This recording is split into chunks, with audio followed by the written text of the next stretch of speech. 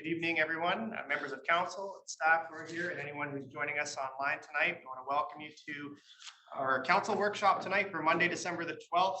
You will notice that Mayor Little is not in this chair this evening. Unfortunately, he's unable to be with us, but he does send his regrets, and as acting mayor, I'll be chairing the workshop tonight.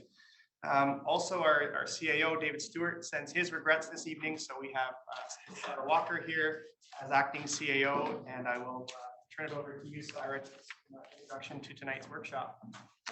For your worship, good evening. We do have Mr. Wardell here who's going to kick off the first part of the presentation. I will start by just saying that this is the first workshop on district priorities and budget, and there will be several more to come. So I'll pass it over to Mr. Wardell. Thank you. Thank you. Yes, through your worship, this is the first workshop. Early January, we will be seeking council direction on priorities. Understand that priorities is quite long, and we cannot do everything. In the second half of January, we will be returning to council to continue budget discussions and discussions on priorities. With that, I'll turn the floor over to Rick Danlock, who has a presentation on the budget. Thank you. Good evening, Mr. Danlock. Yeah.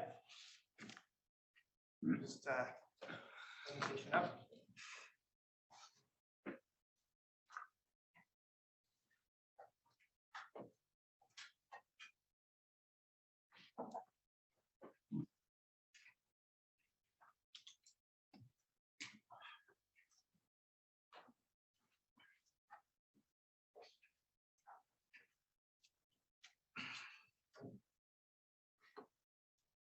Sorry, Rick. Sorry. I'll have a little nap while we're waiting. Everybody sounds tired. Nice holiday stories. Carol or two. There's a good music duo playing in the Legion next week.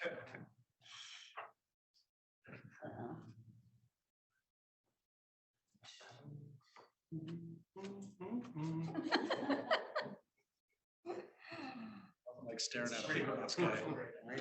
Yeah, waiting for it. Yeah, Looking at it, but it's not coming up there. Looks nice here. I don't know why. Should have gone with plan B.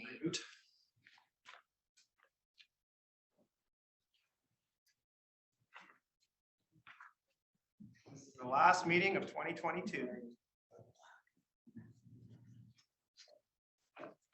Time. 2000 was just It yesterday. was there a minute ago. Oh, here we go. Press 5 to enlarge the image.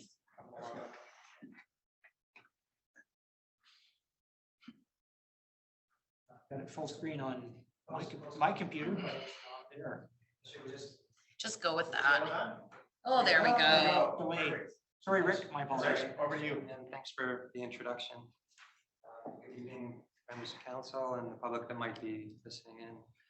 While there is uncertainty this planning cycle, this budget does continue to focus on sustainable service delivery. It's been a theme in the district for a number of years now. We've been showing good leadership in that regard. Over the past 10 years, the district's tax increases following this approach have been amongst the lowest in the lower mainland. A steady and predictable approach can fare well in the region and it places the district at a competitive advantage relative to other municipalities. Although we will have limited financial flexibility in the near term in our operations, we do have some flexibility in projects we prioritize, which is the topic for tonight's meeting. That said, we can't do it all, and decisions will have to be made. And as we continue to live within our means while still meeting our obligations. Next slide, Jim. So a brief presentation, I'll take approximately 10 minutes. I'll review the key challenges, the timeline, our guiding financial principles, and hopefully that'll place the financial plan and the process into context. Then I'll briefly touch on the priorities before we do proposed 2023 tax increase, and the operating plan, and how it's mentioned earlier, the next steps is council on priorities and budget later in January, following the survey of council on priorities, including levels of importance on the items listed. Next slide. Slide highlights the challenges that we've been facing amongst the other municipalities and rural businesses and households. We all have a number of challenges that we're facing these days. And within our own operations, we're seeing temporary changes in activity levels, higher costs. We're also experiencing higher than normal vacancy levels with our staff. General inflation levels continue to hold on, and as of the end of October, are 7% ahead of the end of last year. And construction increases are even higher. There's also premiums for services on the shore. Oil costs are higher. Supplies are also taking longer to get here, so there are definitely some challenges to be navigated. Within the region, decisions from Metro Vancouver as well as TransLink continue to have significant impact on our financial position, our services, and our ratepayers. As do emerging services like housing and care, changes to protective services, and climate action. While we continue to look for ways to improve our flexibility, the financial flexibility in our operations is tight, and addressing these challenges won't be easy. Staff are busy collaborating on solutions within the organization and with their peers in the region. Next slide.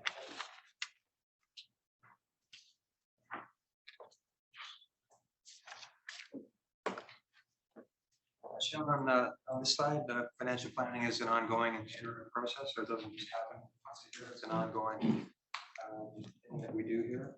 At this time of the year, we propose the budget and work with council on priorities before introducing the financial plan to the approval process, which is currently scheduled to begin in early February. Council policy workshops continue throughout the year, and council's directions from these workshops are integrated into the planning. A review of the development program is also scheduled to come back later in Q2, and that'll be planning, engineering, and finance working collaboratively to refresh the program and development solutions that accompany the program. And finally, the financial plan can be amended anytime, with amendments generally brought forward in the spring and fall. Ensure the financial plan bylaw reflects council's latest directions and is compliant with the community charter. Excuse me. Next slide, Jim. These 5 guiding financial principles have served us well for a number of years now. They support council's stewardship role over our infrastructure as we work to make sure that the infrastructure is state of good repair, paying a fair share, living within our means, and carefully managing growth while we aim to realize our goals. Information within this framework is kept current to support incremental change. And maybe put one more time there, Jeff. What's different this go around is we're going to be tracking emergent needs separately so that they're identified and communicated that way to council and the public. So there's a number of things going on that are outside of our control, and we're going to make sure that they flow through and they're identified. So they can be shown with transparency. Next slide, Jim. Ms. Kelsey Stuckert in the back there. She's been working with senior management to identify the respective priorities. This group has been following 6 broad goals is reflected in the attachment plan. The plan will be reorganized around these priorities once council has rated the relative importance in early January. Next slide, Jim.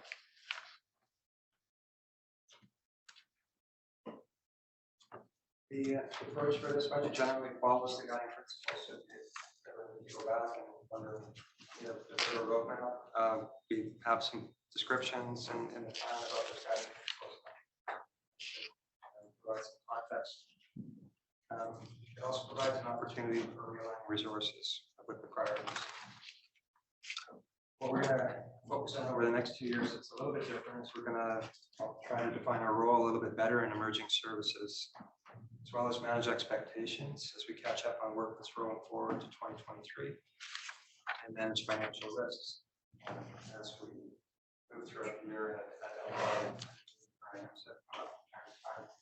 There's lots of changing circumstances month to month, and we need to make sure that we're on top of them and we're making provisions for those risks. As always, we'll aim to ensure we're financially resilient and flexible in our approach as well. Next slide. This slide highlights ratepayer impacts and illustrates how effective our approach has been over the years. While the proposed tax increase for 2023 is higher, 5.5%, we anticipate a return to normal levels over the next 2 years, with a 4-year average tax increase likely in the range of 3.75%. As these are not normal times, it will take at least a couple of years to work our way through this. We've done a lot of research comparing where other municipalities have been in the past and how they behave in these times and what they're coming forward with recently. And what we found is when they take a different approach, generally they experience more turbulent times. They come forward with low tax increases 1 year, and only to be followed by even higher tax increases in the following years.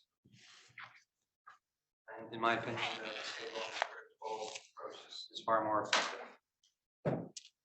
It's important to look at the tax increases over the long term, and the table on the right shows how the district has performed relative to other municipalities over the last 10 years, with the district shown in gold.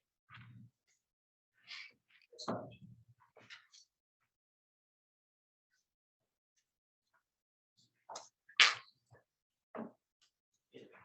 It's coming. Yeah, it's a delay. Sorry. This slide might be a little hard to follow, but it does try to show how the approach has allowed us to keep pace with the effects of inflation while still setting aside resources for asset management. The chart looks back over the last 10 years and forward the next 4 years over your term.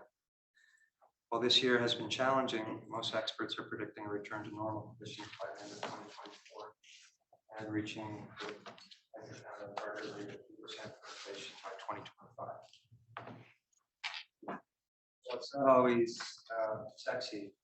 Focusing on asset management has placed the district at an advantage relative to other municipalities. Very few municipalities have outperformed the district when looking at inflation and taxes from this perspective. They are lower on taxes, which they are generally underperforming in their asset management programs. Our CFO, Mr. Wardell, has been working with the province directly. New reporting requirements that will highlight this advantage that this. Next slide, Jim.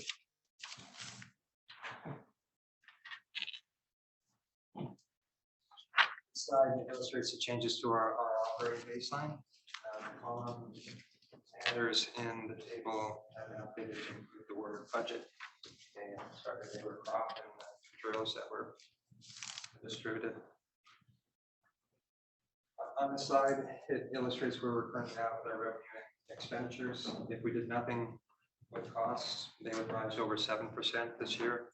Earlier in the fall, we were at 8%, like many other municipalities. Things have been adjusted and we've made some changes. Council has also offset cost increases through the user fee increases, 5%. And we're seeing some recovery in revenues, including in recreation, which is recovering from the lows experienced during COVID. The revenue recovery still has some ways to go to return to pre-COVID levels, and recreation is predicting, I think, within the next year or two, hopefully get back to normal levels. Our partner organization costs shown on the slide also reflect recreation recovery. So as the revenues come up, their costs also come up. That's why we see that the cost of 8% there. And general government includes provisions for waste settlements and rising infrastructure costs. While we've made changes to contain costs, non-tax revenue has increased. We're still applying 1.9 million from general reserves to stabilize the tax increase at 5.5%. This use of reserves will reverse next year as we continue our journey through our recovery, and staff will continue to update our operating position as the information is revised. We expect another update in December, so before we get back together in January. This slide will look a little bit. Next slide, Jim.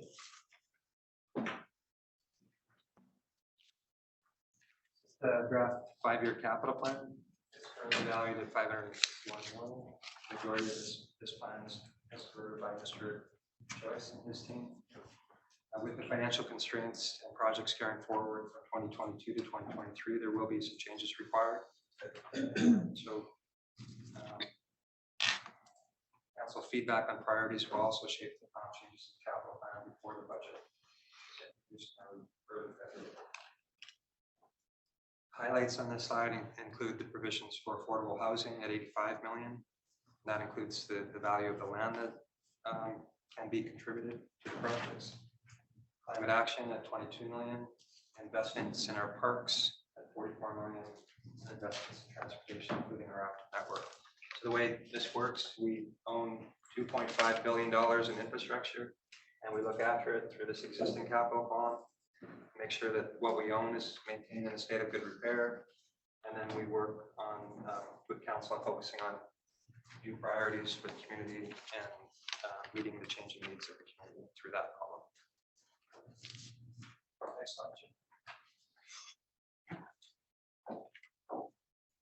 Challenges in the capital plan have increased our funding gap. So a little bit in the 5-year.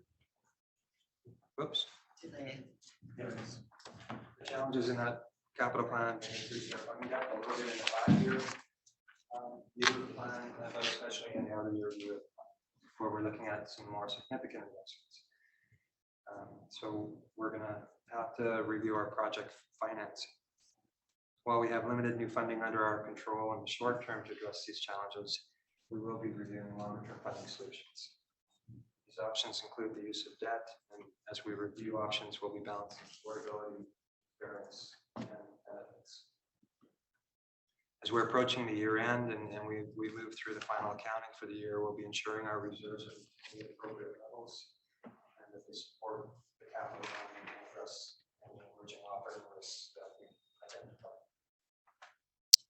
Updating development program for accuracy and exploring new financial strategies will also help address the financial in the outer years of our capital. And last slide, Jim.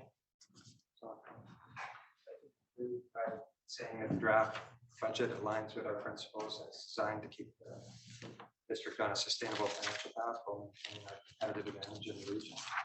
And while the draft budget places limits on priorities in the interim, there is flexibility to reevaluate those projects and lock down some priorities as we go beyond next year.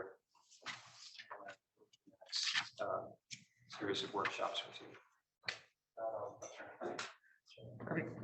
Thank you very much, Rick. Thank you for going through that with us. There's no question there's some challenges that we have to deal with and some tough decisions that we'll have to make as we start to review the priorities. 5.5% proposed increase didn't catch too many people off guard, but I think when you look at what's happening with inflation, it shouldn't be a huge surprise that there's going to be an increase there. So in the package, we had a whole list of priorities that came out of the staff workshop, but I don't know how much we want to get into that tonight versus just some initial comments maybe around the table on Rick's presentation. Again, just a reminder, this is just the first of a number of opportunities that we're going to have to talk about priorities. And we're also going to be having a survey that's sent around to council to fill out prior to our next workshop on this matter as well. But does anyone have any comments that they'd like to reflect on the presentation? Councillor Hansen. Thank you very much, Acting Mayor Beck. With respect to the priorities, I'm not going to say very much. The priorities that were set out in the document do indeed reflect discussions and our campaign promises and the issues of the day for sure. There is an issue that arose for me in the election that I heard a lot about that I don't think was reflected in those notes, and that's efficiency in the district. I heard people tell me that like the district to be more efficient in the way in which it goes about its business. And I did not see that, I don't believe, when I reviewed the list of priorities that were set out in the document. So that's something I'd like to have further discussion about, and it ties in a little bit to my next comment, which is I don't think there's very much appetite in the district for a 5.5% tax increase. Now, I appreciate that may be necessary. And I won't say too much more about that right now, except to say that if we're raising taxes by 5.5%, encroaching by 1.2 million on reserves in an environment where utility levies are going up at a alarming rate, I think that could be worrisome to the voters. And I think we may want to consider, are there any strategies that could mitigate that increase? Now, I appreciate that you're projecting a 3.75% increase over 4 years. So I'll leave it at that, except to say that I certainly don't think we should be increasing taxes by any more than 5.5% in this environment. We could keep it less than that. It would, I think, have more support in the community. Those are super high level comments, and I'll thank you for thank you very much for your presentation and for all the information that was put before us for this meeting. Thank you. Thank you, Councillor Hansen. Would anyone from staff like to respond to any of Councillor Hansen's comments? Or, I mean, you were fairly high level, so I think we can probably address that in future workshops. Councillor Miracle. Thank you, Councillor Hansen, for your comments. I concur. I'm not going to support a 5.5% tax increase this year. I think we have to go back 4 years ago, and I spoke to Rick about this earlier, and see where our priorities were and what happened over the last 4 years. How did those priorities become reality? What were the bumps? What were the positive outcomes? What were some of the challenges? You know, we're constantly looking, certainly in the last few years, at the cost of everything, and inflation is higher than we've seen in decades. And you know, we talk about living within our means, but we say that, and then we look at a 5.5% increase. We need to look at those cumulative totals, and we're holding Metro's feet to the fire in regards to those cumulative totals. And I do think that Metro's direction is going to change. With the new chair that's in place, George Harvey, the mayor of Delta. I think he is going to come in and push back at the amount of money that's being spent, the information that's coming to the board, and the challenges that we face with a 57% increase over the next 4 years in utility rates. Like, it's massive. Plus everything else, broccoli, gas, you know, clothes, like everything is out of control, right? So I want to understand what it means, and maybe we all need to define what living within our means, what the definition of that is. Because I see in these priorities growth, and you know, there was one section here, give me a moment, where we were talking about quality of life. And we've added that since 4 years ago. We added that to the list of priorities, quality of life. We talked about it a lot. I always talk about it during the elections and, you know, throughout the years. But we were talking about looking at trails and parks and snow clearing and garbage. And oh, here it is, right here. It's on page 3 and 4. Operate and maintain assets, deliver level service to our community on a day-to-day basis that supports or enhances their quality of life, solid waste collection, park and trail maintenance. And it says under scope and trend, demand status quo. So can we have an explanation of exactly what demand status quo means? That just means we just continue, Mr. Joyce, doing what we're doing? That's certainly, through your worship. Now, my estimation, we're just finishing the trail management strategy, as you know. Yeah. Council instruct us to do. We're collaborating that and bringing that back to council early in the new year. Because just that, and I'm glad you bring that up, because that's no little feat. It's huge. Our trails are eroding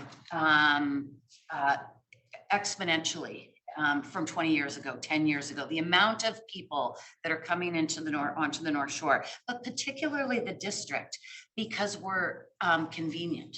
You know, it's easy to go to the district because we're accessible and we're convenient off that bridge.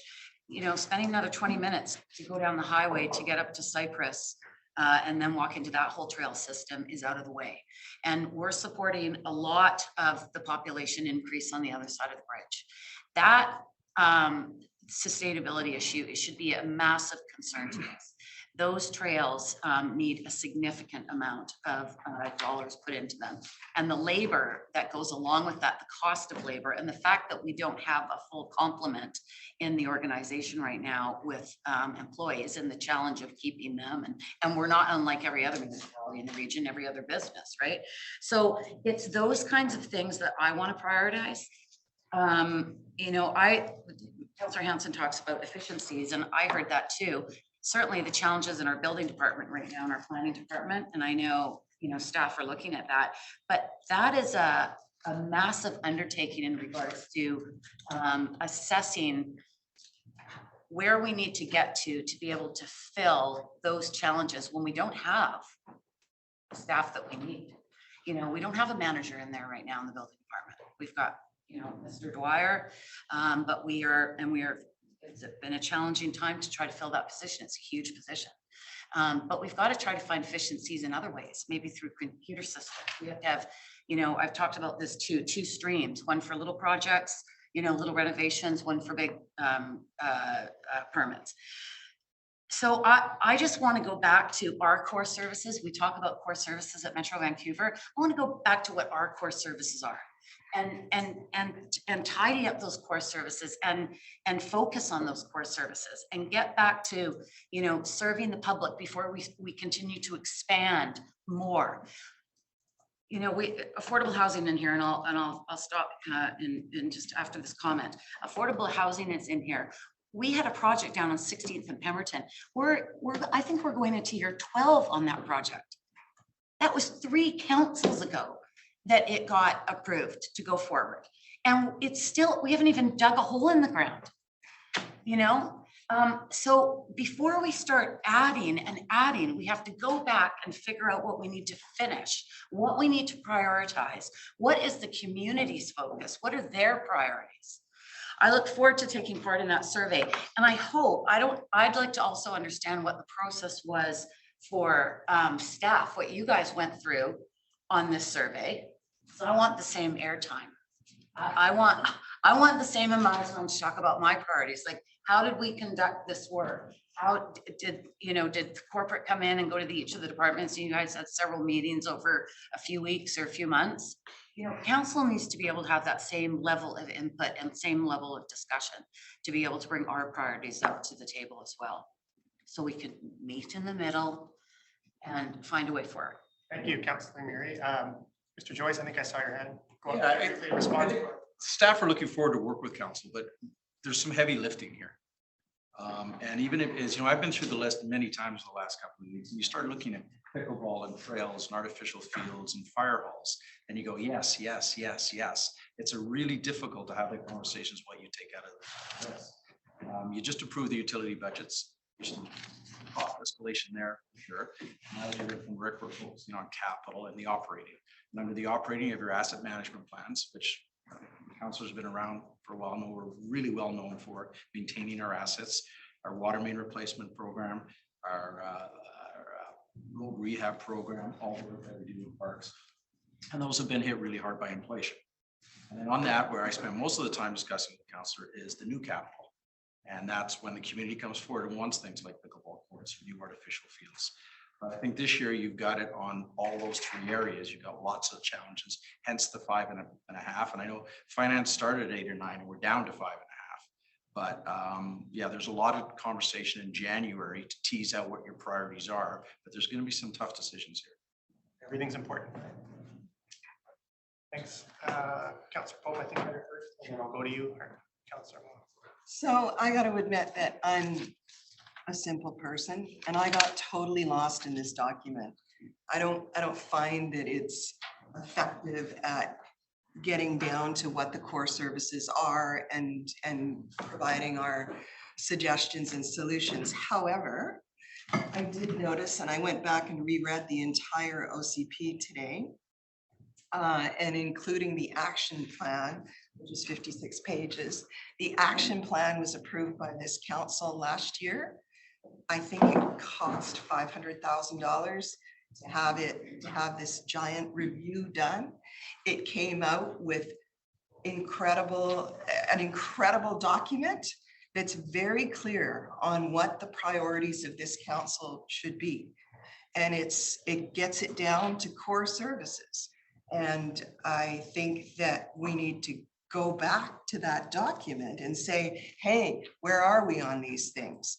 And from there, we need to move more quickly on things. For example, one of the things that's costing the district so much money is delays in projects and housing. The Delbrook Land is the classic example. We're into hundreds of thousands of dollars now in delayed costs because it was not approved the first time out in 2018. And so that's just one simple way to save money and do the things that we want to do in terms of affordable housing. And this is what I hear over and over again, and I heard it during the campaign, and I'm still hearing it from developers, is that they've all but given up trying to apply for these projects with the district because they cost too much money. They're painstaking. They go on forever. And I want to refer to an op-ed in the Globe and Mail that ran 2 weeks ago, authored by Brent Sachin, who's the CEO of a developer, PC Urban Properties. And the headline was, "The real source of the BC housing crisis, governments, taxes, and bureaucracy." And then it went into like a listing of how much these projects cost developers.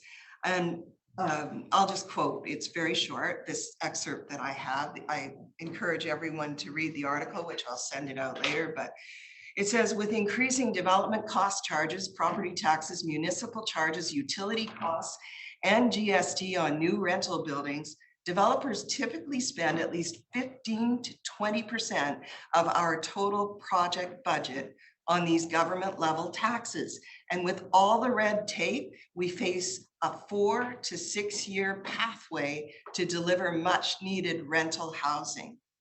So to me, that's another area we should be looking at to try and streamline the process. And right through the action plan, I see the words over and over again: streamline the process, make it simpler and easier for developers to get these things approved. Where are we at with digitization? Other municipalities, developers fill in a form online so they can see where they fit in with all the check boxes. So they don't have to go through these detailed processes. And granted, I don't know it all. I sure don't know how things work here. I'm on a obviously very steep learning curve, but this is the feedback I'm getting. And then when I refer to the action plan coming out of the OCP, that was just approved last year, just getting back to my original point here, I see that we already have the solutions at hand. We don't need to reinvent the wheel here. We just need to go back, look at this document and make and put it into action. Thank you, Councillor Polk, for your comments. Yeah, I think the OCP action plan, I do appreciate how it's organized in terms of having housing actions, transportation, climate, and the economy. And I would like to kind of see that format used when we're looking at our priorities going forward. Councillor Ma and then Councillor Forbes. Rick, thank you for your presentation. This a quick comment and maybe a request. When we come back to this in January, it may be helpful to know what projects are in process and we're committed to, and to kind of get a quick synopsis on that. What I'm trying to get at is, how much wiggle room do we have really to look at new priorities from this council? like, I think it was Dave who mentioned a couple of weeks ago that when we look at priorities, we have to see what was committed to in the past, to see where that's at and whether we're still committed to that. So that might help to understand where, if there's some projects midstream that we need to spend money on, we won't have that money for the initiatives, if that makes sense. Yeah, so we, through the chair, we've been working very closely with Mr. Joyce here on projects and their statuses and what's carrying over to 2023 and what those commitments look like. And we should have updated information by the time we get into the second workshop on that. And in terms of the numbers coming back, I've heard this term a few times. You know, what's necessary just to keep the lights on and in the district, and then, you know, whether we actually do have some funding to look at new initiatives. That would be helpful. Thank you, Councillor Mott. Councillor Forbes. Are you finished? For now. Thank you. I have to admit, I'm in agreement with all the comments that have been said already. I'm not in favor. I know it's a really tough call for you guys, and thank you for your presentation.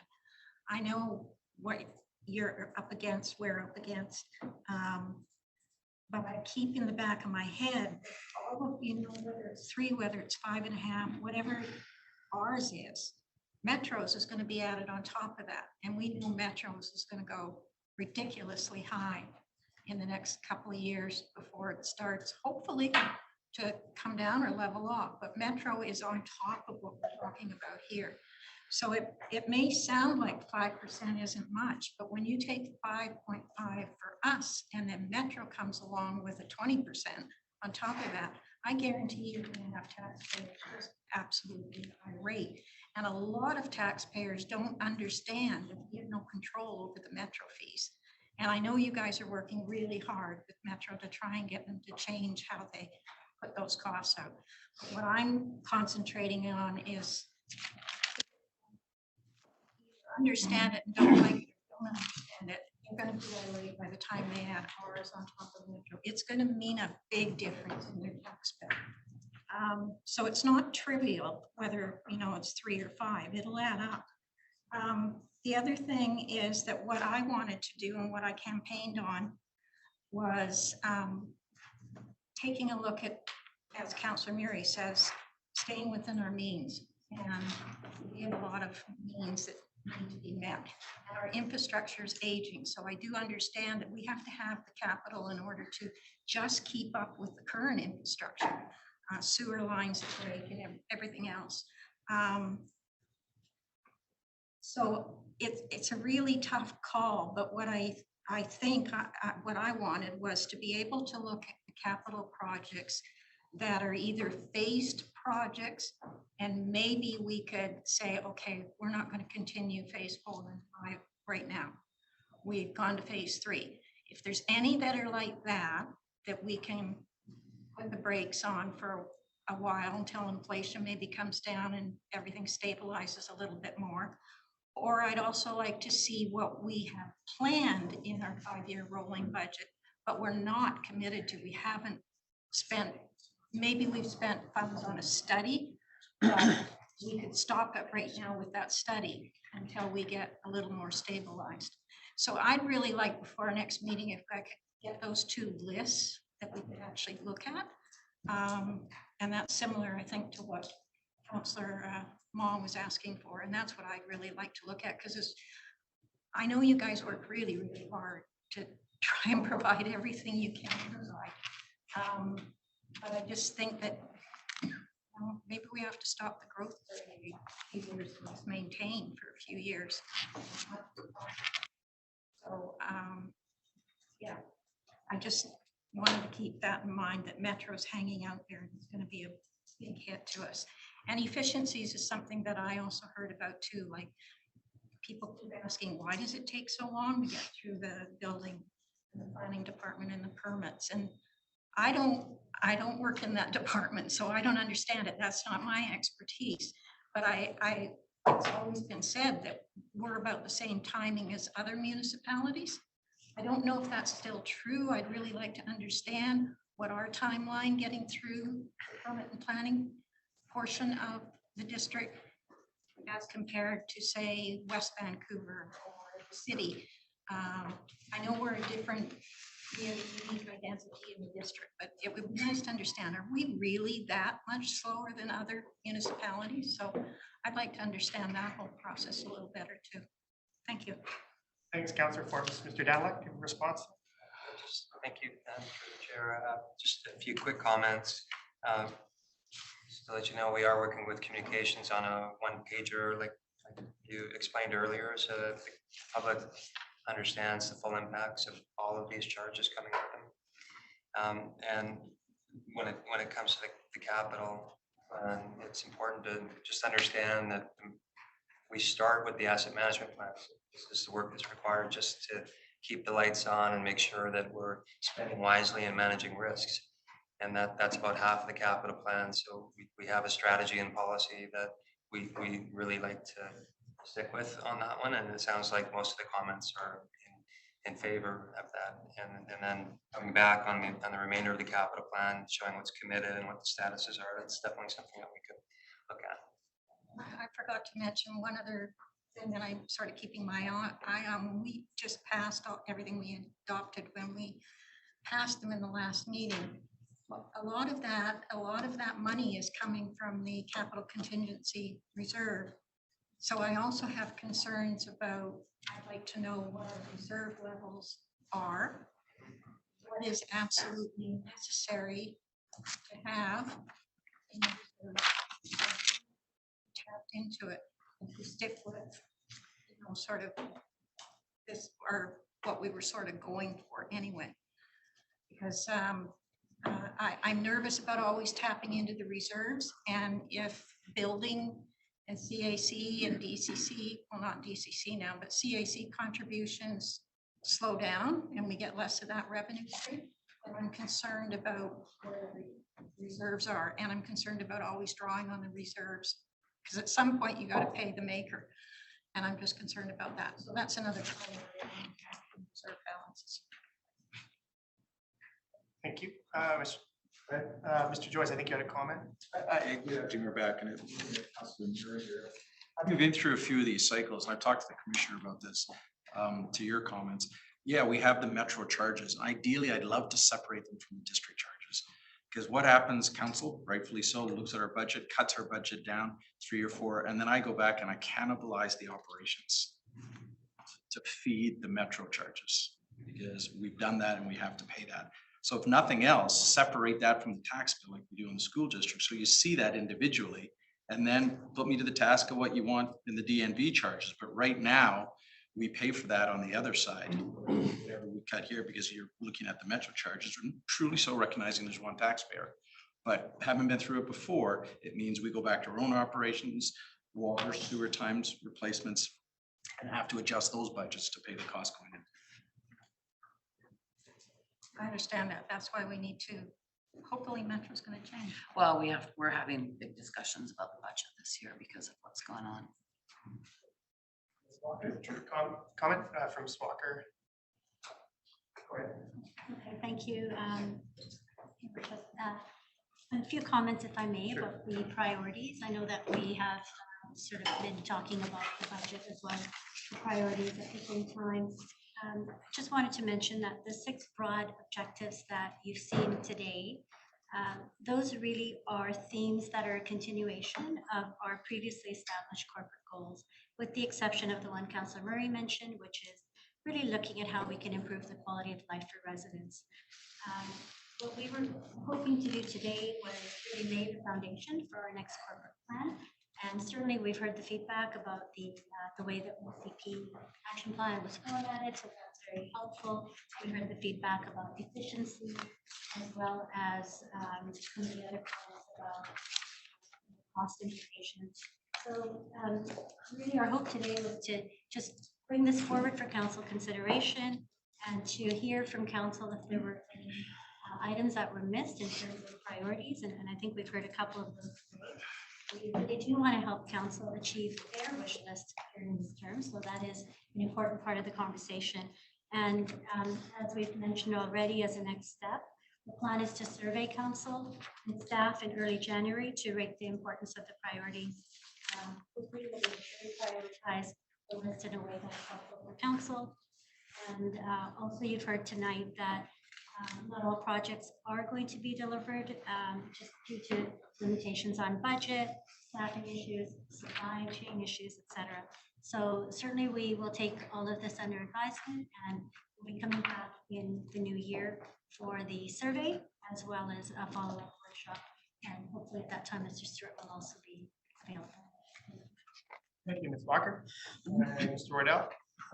Thank you, through your worship. I was just going to follow up on Gavin's comments and the comments of Council Metro. The district has saw Metro Vancouver cost increases coming a year ago. In 2013, we started rate splitting, and we've been doing that for quite a while. So we are building some resiliency into this, trying to mitigate these increases that are double digit that are coming at us over the next 4 years. So you might see these 20% increases in the Metro story, but we've been working on mitigating that for almost a decade. Maybe just elaborate on the rate smoothing for the new councillors.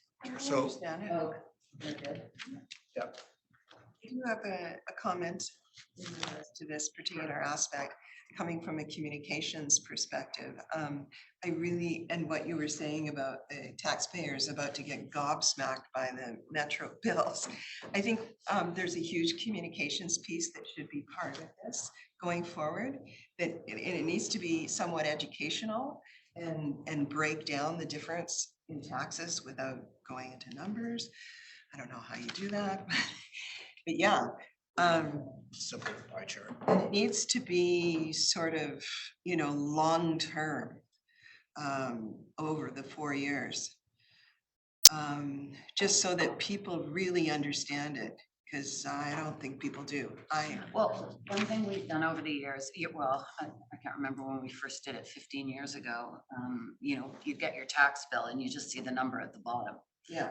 And so we broke down the tax bill to show you what the school district was pulling from you, what the province, what Metro was pulling from you, and we color coded the tax bill.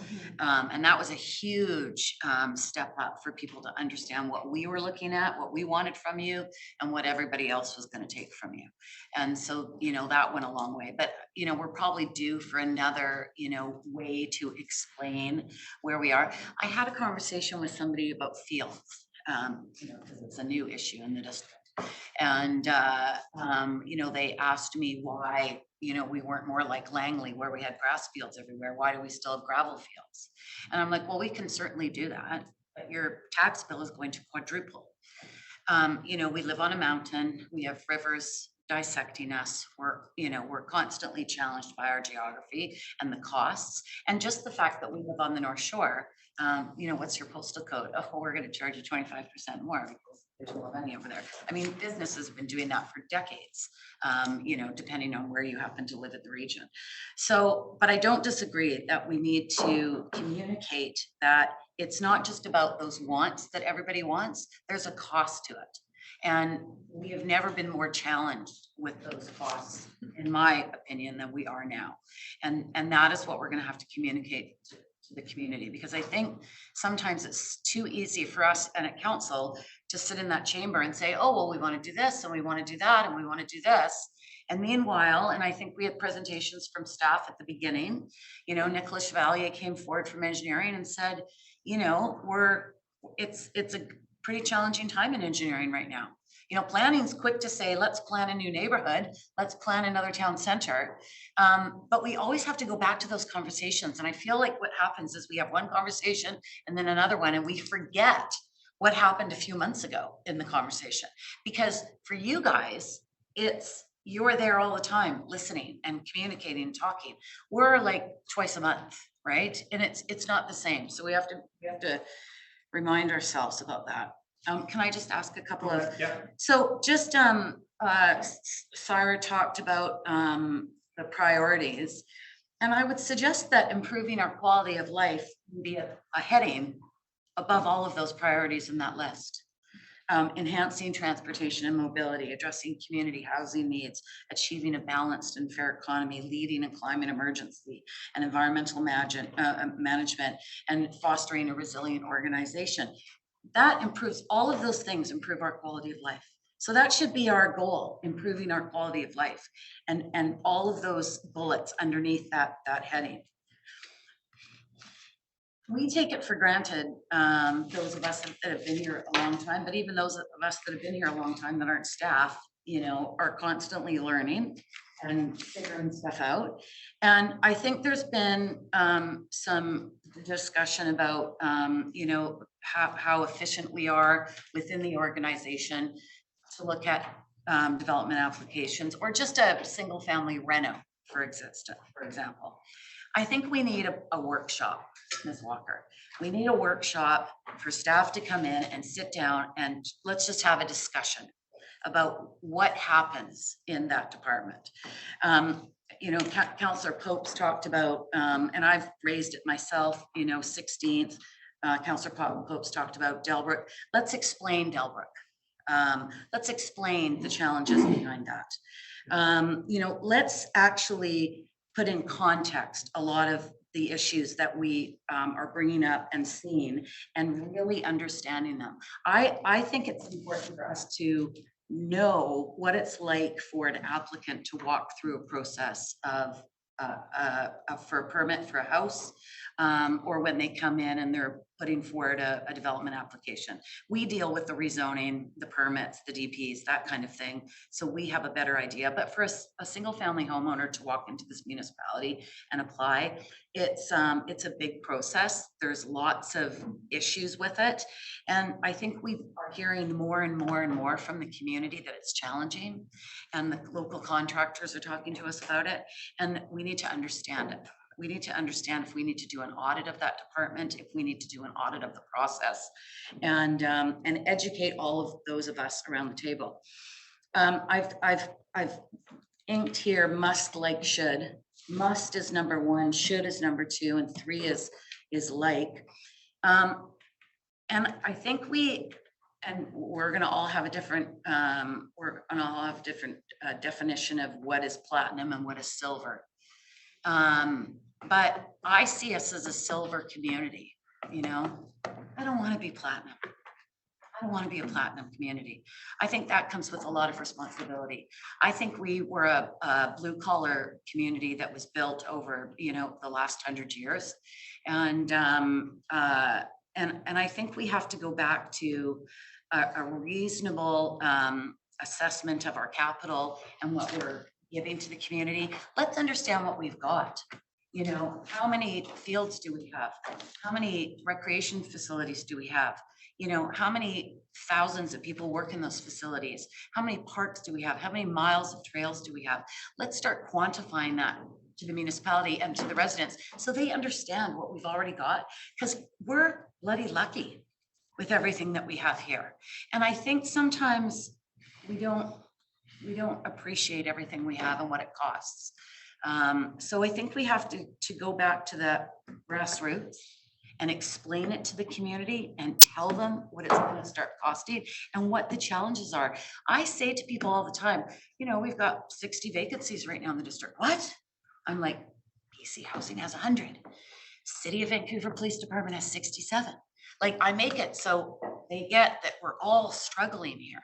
And we've got to sort of pull back in order for us to live within those means that we're all trying to achieve.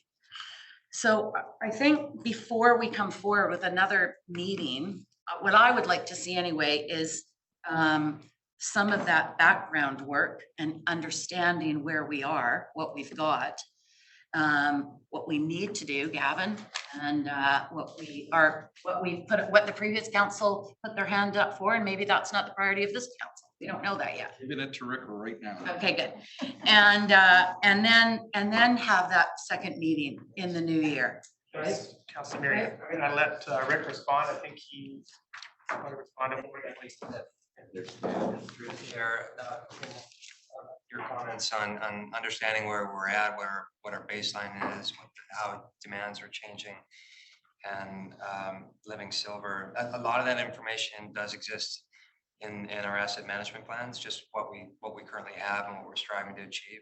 There are information gaps in some of the services that we're working on, like most municipalities. So putting together a fulsome package with all that information will take some time, but we can definitely look at what we've come back with in terms of highlights. And in this workshop, maybe chunk it off into sections so we can sort of look at it and tear it apart, talk about it and give some focus to it. Okay. Thank you. I think I would just say that in terms of having a platinum community versus a silver community versus whatever level, I think when we're talking about things like affordable housing and safe active transportation routes and yes, fields, you know, these are all important things. So we are going to have to make some challenging decisions because I don't see them all, you know, I don't see a clear way we can just start saying no to some of these things, to your point that you made earlier on in this workshop. But, Curious if I could just add to that, and Councilor brought it up, we come back with ones that are either tendered or in process, Right. or we started. Yeah. Argyle Yeah, Field, we for keep example. those. Yeah. Argyle Field, for example. Yeah. There's still a pretty hefty list after that. Yeah, you gotta look Talking at it. about Handsworth, where you're talking about Spirit Trail, where you're talking bike infrastructure and improvements. There's some pretty heady lists after that Where are that the the council priorities? needs to dig in. And to Councilor Moll's point, the renewal is, as Rick talks about the asset management, I think that's, you know, that's what I'd really like to maintain, because that in the long term does save you money. Is the asset management, the renewal. The real meat of the discussion is, you know, priorities and what we do and what we want to do. And I don't think you're looking necessarily cancellation. You're just looking at deferral into outer years, fire halls and alike, and how does that get staged in the community to allow affordability. And a communication plan that goes along with those decisions. So then we can go out to the community and say, this is where we're at, this is why. You know, and Story. explain it and There's a story. explain it instead of just going, sorry, we said no because we had to, right? Because we couldn't afford it, because we didn't want to go to 5.5. thank you. I see Mr. Milburn has joined us and he has his hand up there. Evening, Dan. Good evening, Your Worship, members of council. I have been listening closely to council's comments and hearing, I think, a strong desire for more information and for a future conversation about development application review and processing. Very much look forward to that conversation. We will be coming back with more information in the future as part of council's priorities conversation. And if council wishes to have a workshop, we will be organizing that as well. In order to really answer all those questions that I'm hearing tonight, as well as others that come up, so that council can see the service levels and how they match with timelines and processing. Those are key interests of the development community, as well as our constituents and our community. So I appreciate the feedback tonight. Thank you. Thank you, Mr. Milburn. Councilor Pope, did you have your hand up? Yeah, I do. I'm reluctant to wade into this again. I got a couple of issues here. One, Sarah, you had said that this meeting is foundational to drafting our priorities. That was not my understanding, not foundational. This meeting, as Dave Stewart had explained to me, was about an exchange of ideas and determining, you know, having a chat about what maybe you can clarify for me, what exactly are we trying to achieve at this meeting? Walker, you might just clarify the process a little bit and how the next workshops will, next part of the process. Yeah, absolutely. So as you know, we'll be drafting a new corporate plan for this council. Our previous plan is now expiring. And so this conversation was really meant to help support that discussion around council's priorities for the next 4 years for your term. And with that, we hope to take all of those high-level objectives and draft out the corporate plan. So that's why this will lay the foundation for that conversation that will be happening following the January discussion. Our hope was, again, today to present to council, to hear back from you about anything that we've missed, any of the items that you felt could be reoriented differently, and then take that back, come back with a survey, ask you to rank them, whether we do it in the way Councillor Murray suggested, which is should, want, must, or 1, 2, 3, and then take that back and start to draft out this council's priorities. Okay. Thank you for that explanation. So that reinforces my feeling that what we should be doing is taking this previous action plan that we paid for, that was worked on over many years, and putting it before us and saying, councilors, are you still in favor of this action plan? Is there anything that needs tweaking or changing in this? Like, again, let's not reinvent the wheel. Let's get moving. I just don't think we need to do any more navel gazing and discussing and reports in this. We just need to get moving. One of the things that Dave Stewart said during the campaign that really resonated with me was that there was a review underway about the approvals and permitting processes and how to streamline it. And I haven't heard or seen anything anywhere since. So, I mean, for example, we just need to move forward on these things like streamlining. Okay, I read the other day about an example in Kelowna where they've now streamlined the approval and permitting processes for infill housing. And it's brilliant. They held a contest to see who could come up with the best plan. They chose 3, and now they have 3 on their website, 3 coach houses that people can select from and pick one, and it's already been approved. Like everything's just, it's just moving so much quicker and so much easier. It's things like that to me that are really simple to put in place and move forward so we can get some of this housing built, so we can help out a little bit with a housing crisis. And that's why I'm really resistant to more workshops, more endless, like, yes, I need to learn things for sure about how the process works, but these instructions and these priorities are already on paper. Again, the risk of repeating myself, in the action plan. So coming out of this meeting, I would prefer to see us work from the action plan, not this list and this pages and pages of lists of stuff that Dave Stewart gave us. Just deal with the action plan and how we can move forward with it, unless there's some changes that people want to make. But to me, what I'm hearing is almost no different than what's already in the action plan. Thank you very much, Councillor Pope. And I think there is a desire to look at the action plan, and I'm sure we will be bringing back to that and seeing how we're doing in the various areas.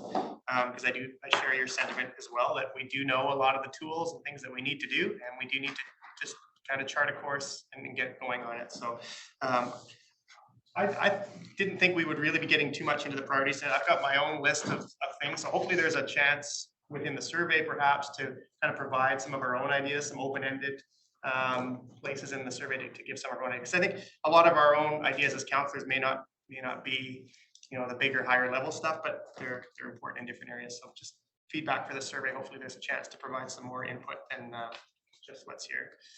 Rick? Just a brief follow up on the comments through the chair. What's new and different since the OCP action plan, of course, is the financial landscape that we find ourselves in. And the OCP action plan, I believe, was adopted by council back in the middle of 2021, just before all of this change. So there's been a lot that's been happening since then.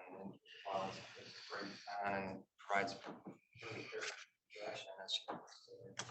Those new considerations are also on the table, and so there are some choices to be made. Thanks, Rick. And just as we start sort of feeling that we're starting to kind of wrap up our discussion here, I do want to note that we have 4 members of the public who are tuned in via Zoom. So if you do want to participate, we will give up to 10 minutes following our discussion here for public input. So anyone who's joining us on Zoom, just giving you the heads up that there will be an opportunity for you to speak here in a few minutes. Councillor Forbes, I think your hand was next, and then Councillor Mott. I just really want to emphasize that I think the communication part to the public is our biggest tool to have them understand what because they don't get all the information that we get here. So I think, Rick, you mentioned a one-pager maybe, Gavin mentioned maybe splitting out the metro costs on the tax bill. There are things that we could do to try and make it simpler and easier to understand what's really happening. But I think it needs more than a one pager. And I do think that we need to explain all of the reasons why the Albert's taken so long. You know, pick out a couple of things, 16th, why it's taken so long. We do need to explain the delays on that because the public doesn't, and that's not your, but the public doesn't understand that. And we haven't done a good job of communicating it. So I think we really have to have a really heavy duty communication plan, not just a one-off, not just a one page, but a plan in order to get the community to at least understand, even if they're not on side, but at least understand the reasoning behind decisions that we have to make. Thanks, Councillor Forbes. Councillor Mott. When I looked at these priorities from the GMs, some of them were new to me, but I also thought they were consistent with the direction from the OCP. So maybe I should put it back to staff. In terms of the action plan, you come back in January, is there a way to, maybe, I like to use the word scorecard because it keeps coming up all the time from my CA friends who are probably listening. Is there a way to tie in the GM's objective match up with the OCP action plan to say, look, this step is actually reflective of this goal that was articulated in OCP, just to make sure, if there's that link, can we articulate that when we come back in January? And if they were developed, I would be surprised if they were developed in isolation of the action plan, but if there's a way to tie those back so we can address some of the concerns that this isn't, creating a new wheel. This actually is consistent with what was from previous council, if that is actually the case. Go ahead. Through the chair, I'm fairly sure Ms.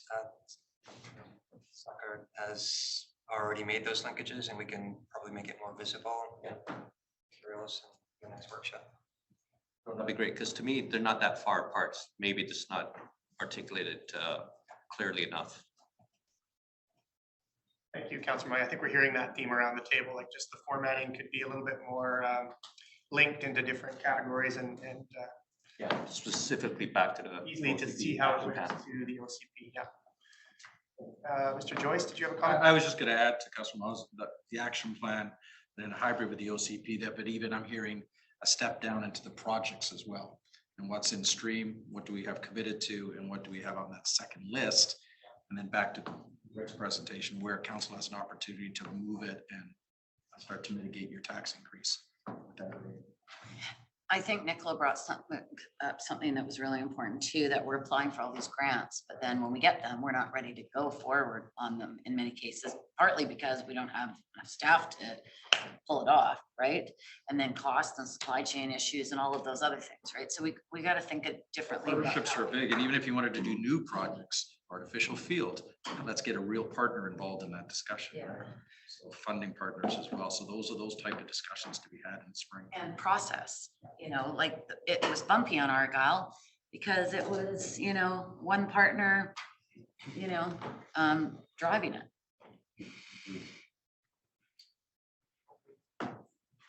Go ahead, Councillor Pope. I would just like to add that while we're planting the seeds of priorities, that one thing that is not in, or at least it's totally buried in the action plan, is Indigenous relations. And I think that has to run through everything we do. I think we already have documents that state this, that we should be doing it, but it is not explicitly stated as any kind of priority, and it should be. The other one is, and this is also new, because of the election, over the long term, I'd love to see us working on better ways to engage voters so that the next time the election happens, we don't have 22% voter turnout. Maybe that's going to happen in 4 years when people are screaming and losing it over the size of their tax bill from Metro Vancouver, because that's when people go to the polls, is when they're angry about stuff. But I think we, again, perhaps in conjunction with the communications plan about, what we're doing and all of that, we can include or at least work on ways and move towards better voter engagement. I'm glad you brought voter engagement up. That was definitely on my list. I think it's something we need to, I know we talked about at the AOC meeting as well. But I think it needs to be a council discussion, just in terms of, how we do engage better and on a more ongoing basis, how we're reaching those people that aren't necessarily feeling like they're connected to the municipality right now. I think that needs to be something that we should tackle this term as a council. We did mention that the AOC, we are thinking of a few new committees, and one of the things we're going to talk about going forward is sort of a task force, that a smaller group, a task force about getting better turnout at an election, and start working on it now, not 3 years from now, and then report up to council for a council discussion. So we already are planning to do something about that.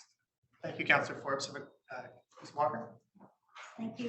Just wanted to respond to that comment about the Indigenous relations, and we definitely do see that as a strategic priority for the district. On page 14, we've actually got a placeholder for that talks about pursuing reconciliation and establishing mutually beneficial relationships with our First Nations. We see it as a corporate-wide priority. We've also put in a note about furthering equity, diversity, and inclusion. And some of these things perhaps weren't reflected very well in the OCP, but I did want to say that a lot of the pieces, and Councillor Moss spoke about this, there is a lot of alignment between the work that you see here and the OCP. We haven't done the best job of fleshing it out, but we'll certainly do that. But really, we should be able to see them working in tandem together, because we had many inputs. One being GMs coming together with their staff, the other being the previous corporate plan, and the other being the OCP action plan. So I think we just need to tie that together and tell that story a little bit. Thank you. I just want to add about the Metro Vancouver, when we're talking about these very large increases. All of the costs that Metro are incurring right now and budgeting for are based on growth in the region. Growth is not paying for growth in Metro Vancouver. It hasn't been paying for growth from the start of us growing. And that is the challenge. The infrastructure that's being built at Metro Vancouver is to support cities like Surrey, Coquitlam, Richmond, Vancouver, growing beyond their means and beyond what a taxpayer could support. And that will be the test going forward, to see if the taxpayers are willing to support it. We talk about a tax rate on an average home. Well, how many homes are average?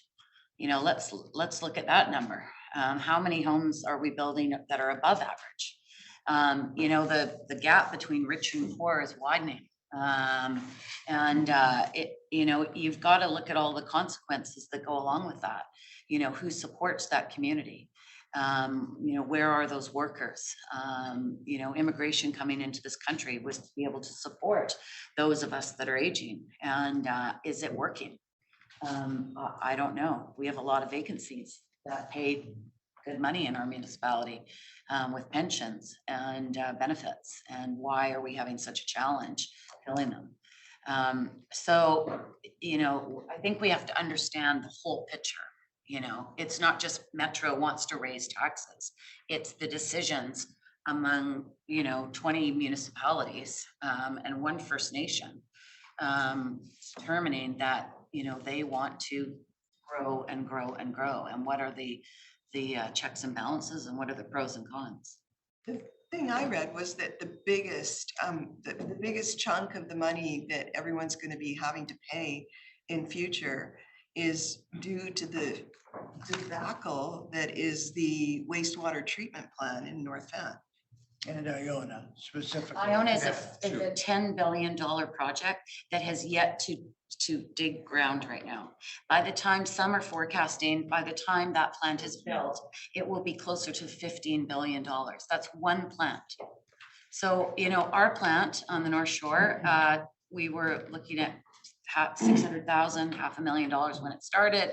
Are we over that? Are we double? Yes.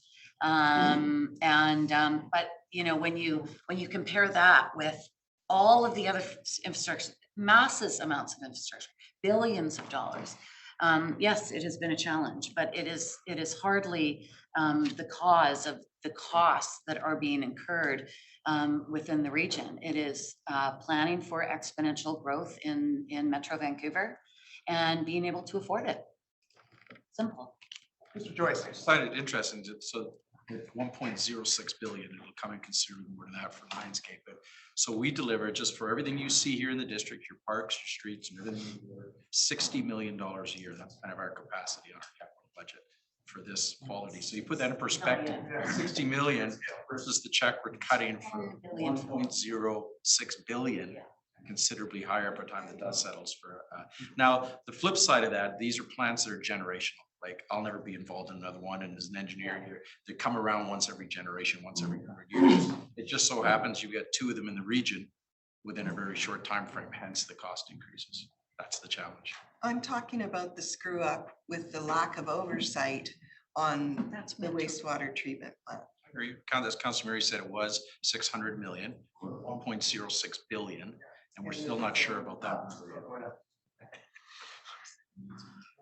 And on that note, Mary. Nice note to end on. We do have, yeah, we have 4 members of the public who are online here. Is there anyone with their hand raised? Not at the moment, no, Your Worship. Is there anybody that, there we go, there's a hand. Dr. Cost, can we have him?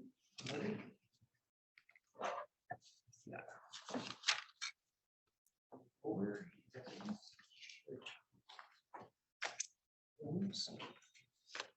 Dr. Cost, good evening. There he is.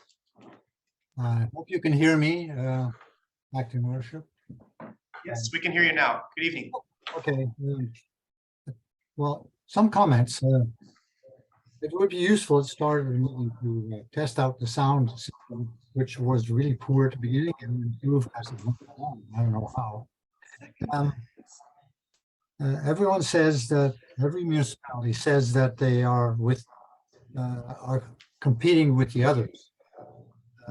I'm not sure that it means a race to the top or a race to the bottom.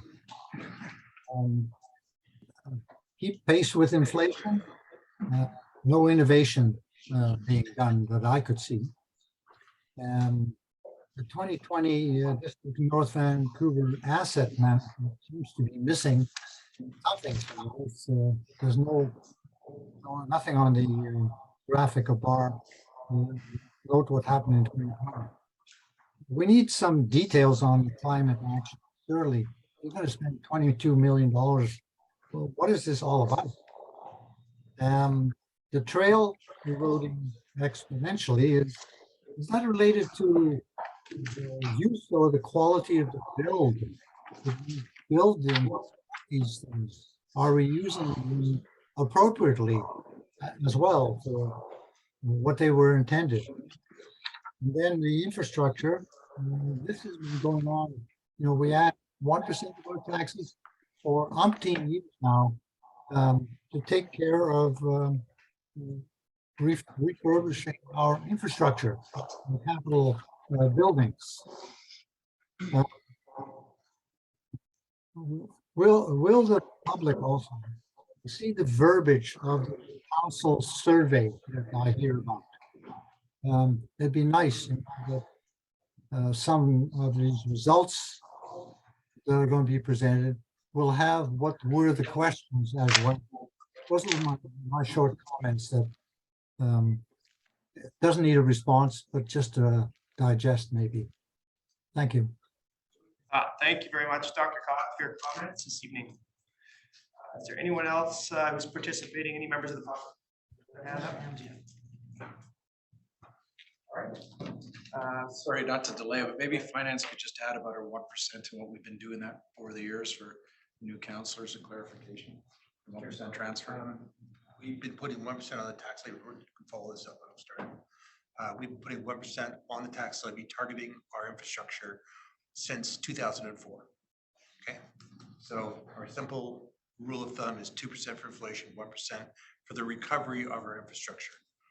The value of our infrastructure right now is approximately $2.5 billion. To Gavin's point, he's capable of spending about $65 to $70 million each year to maintain that. And there are 17 asset management plans in the district right now, right, covering everything from our major infrastructure up to and including our library resources. Great.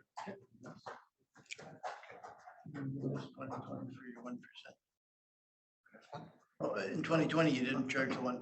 Well, there's a couple of times where we went for a half point, but generally speaking, it's 1%.